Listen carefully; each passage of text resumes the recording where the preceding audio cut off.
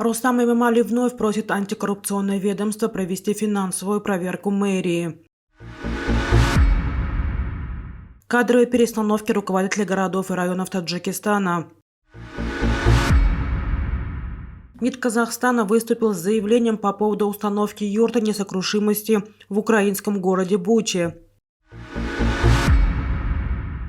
В ОДКБ отреагировали на отказ Армении проводить военные учения. Зеленский посетил Львов.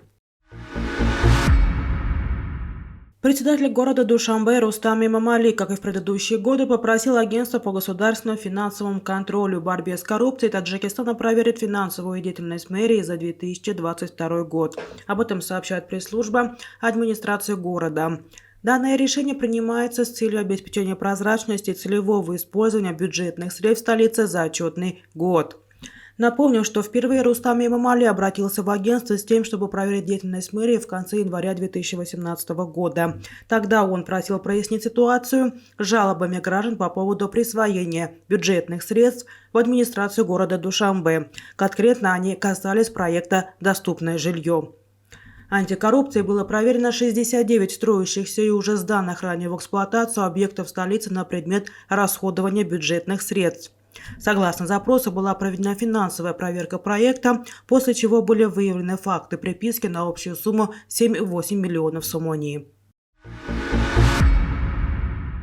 Сегодня произошли кадровые перестановки на уровне руководителей городов и районов Таджикистана. Так, глава города Бахтар Сияджидин Саламзода снят с должности. Как сообщил источник в администрации города, перестановка в руководстве города произошла в связи с переходом Саламзода на другую работу. Новым главой города назначили Файзолу Бародзода, который до этого был председателем Лажского района. Источник отметил, что Бародзода ранее уже работал в бахтарской администрации. Он начинал карьеру здесь простым специалистом и дослужился до первого заместителя председателя города. Также до назначения в Лажский район он был первым замом главы района Рудаки, сообщил источник. По его данным, исполняющий обязанности председателя Лажского района назначен Керомидин Холзода, который до этого занимал должность заместителя председателя Донгаринского района. Куда назначить Саломзода, источник не сообщил. Также глава района Хамадони Базор Али Адинозода снят с должности. Исполняющий обязанности председателя района назначен Нурулло Мирзозода, который до этого работал первым заместителем главы города Бахтар. Также Джамшед Саидзода снят с должности председателя Яванского района. Новым главой района назначен Бахтиер Шарифи, до этого занимавший должность первого замминистра промышленности и новой технологий Республики Таджикистан. По данным источника, в администрации Яванского района сегодня утром его представили местным активистам. Куда перевели Джамшеда Саидзода, пока неизвестно.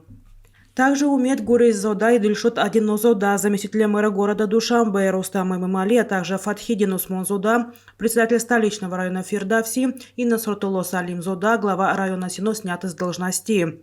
Источник в мэрии Душанбе сообщил, что Умед Гурейзода назначен главой района Фирдавси. Неизвестно, на какие должности переведены Дильшот Адинозода и Фатхидин Усмонзода.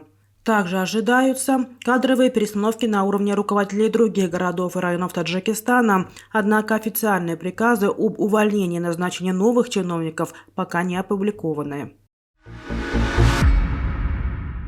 Официальный представитель МИД Республики Казахстан Айбек Смадияров в кулуарах заседания правительства прокомментировал претензии МИД Российской Федерации Казахстану по поводу установки юрты несокрушимости в украинском городе Бучи.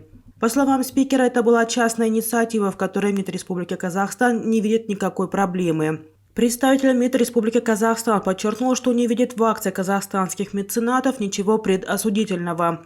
Он напомнил, что в Казахстане проживает около 30 тысяч украинцев. В Украине также есть крупная казахская диаспора.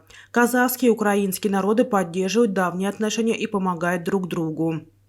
Ранее официальный представитель МИД России Мария Захарова прокомментировала установку юрты несокрушимости в украинской Буче. Она призвала казахстанский МИД дать официальные разъяснения по этому вопросу во избежание дальнейшего раскручивания этой темы с целью нанесения ущерба российско-казахстанскому стратегическому партнерству.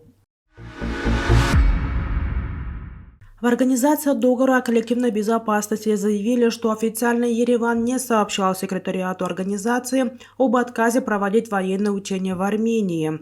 Об этом рассказал пресс-секретарь ОДКБ Владимир Зайнетдинов в комментарии ТАСС в связи с заявлением премьер-министра Армении Никола Пашиняна. В организации заявили, что Армения ранее согласилась с необходимостью проведения учений с миротворческими силами ОДКБ «Несокрушимое братство-2023» на своей территории. И пока официальное сообщение от армянской стороны об отмене этих учений секретариат ОДКБ не получал. В то же время в секретариате заявили, что понимают ситуацию в Армении. Президент Украины Владимир Зеленский в среду 11 января прибыл во Львов, где провел совещание относительно ситуации с безопасностью в северо-западных областях Украины, а также почтил память умерших украинских военных. Церемония прошла на Марсовом поле Лычаковского кладбища. Его центральной части с апреля 2022 года хоронят военнослужащих.